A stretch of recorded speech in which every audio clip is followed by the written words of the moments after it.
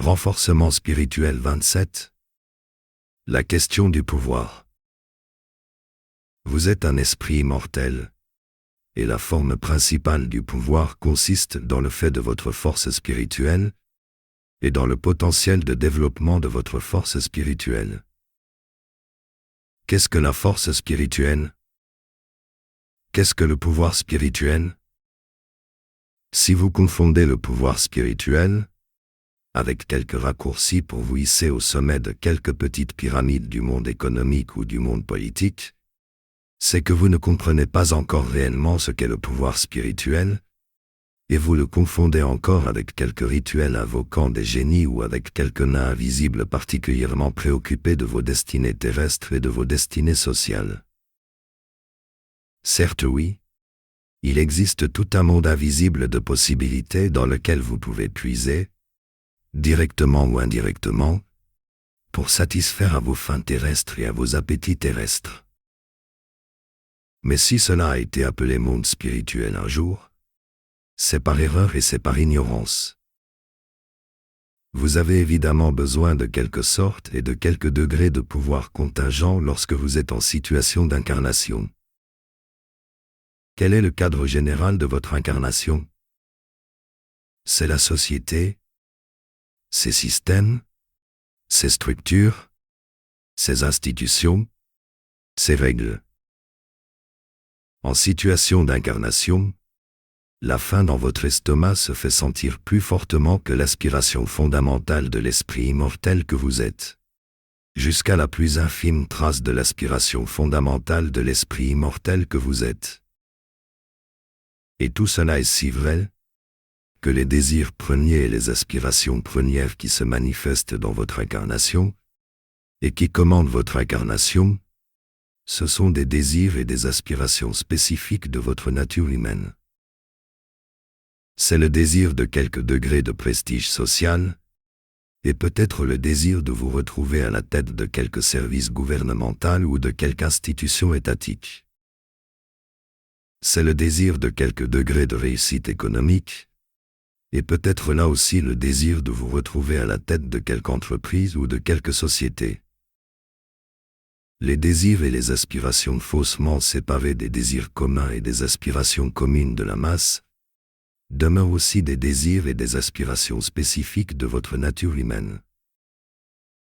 Car vous n'êtes pas moins dans l'humain ou plus dans l'humain, quand votre désir se porte sur une vie paisible à la campagne, ou quand votre aspiration se porte sur le bonheur d'une famille et de quelques enfants.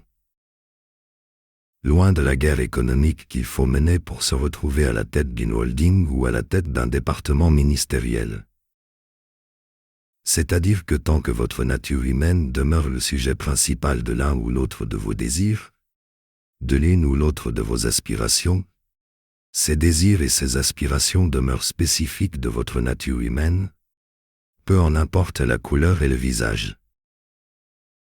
L'ermite qui se fait ermite par détestation du monde et par amitié avec la nature, est exactement sur le même plan mais dans une case différente, que le champion avide de gloire et de fortune qui va à l'assaut des médailles et des gains, que l'homme d'affaires avide de bénéfices qui va à la conquête des marchés et des clients. Vous êtes un esprit immortel, et vous avez seulement emprunté pour un petit moment un modeste costume humain.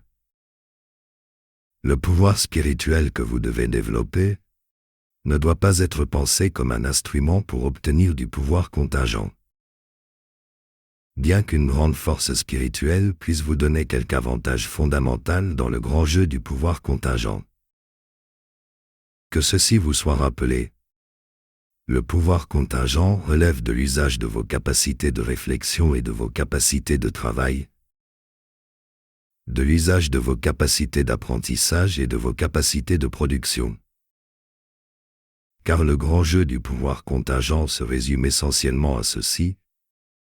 Sachez donner à la société des choses qu'elle désire ou des choses dont elle croit avoir besoin, et la société vous donnera en retour un prestige et un revenu plus ou moins proportionnés.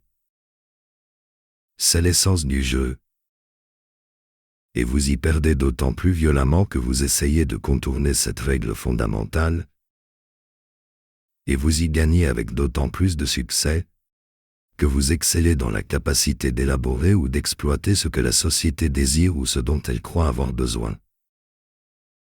Le véritable pouvoir spirituel n'est pas un simple instrument pour obtenir du pouvoir contingent, pour obtenir une nomination prestigieuse, pour obtenir une promotion prestigieuse, pour réussir dans les affaires ou dans le showbiz, pour réussir dans la politique ou dans la haute administration internationale, pour trouver le bonheur dans la vie amoureuse, pour trouver le bonheur dans la vie maritale. Votre véritable pouvoir spirituel a à voir avec l'incandescence au cœur des soleils, avec la vibration au cœur des atomes, avec la vélocité des photons de lumière, avec la dense obscurité de l'espace, avec la lumière absolue qui tisse le substrat secret de toute énergie et de toute matière. Votre véritable pouvoir spirituel est du même ordre et de la même nature que le pouvoir cosmique qui forge les galaxies, ainsi que du même ordre et de la même nature que le pouvoir cosmique qui sculpte la vie au sein des mondes. Votre véritable pouvoir spirituel s'inscrit dans la grande danse des rayonnements cosmiques et participe directement des champs cosmiques qui dirigent l'intelligence des galaxies et l'intelligence des atomes. C'est le pouvoir d'un créateur cosmique et d'un explorateur cosmique. C'est le pouvoir d'un bâtisseur cosmique et d'un développeur cosmique. Voyez loin, très loin, bien au-delà des petites contingences terrestres. Vous n'êtes pas une petite créature d'argile, vous êtes une personnification pure de la force cosmique elle-même. Sensei Cyril Ndonyasu.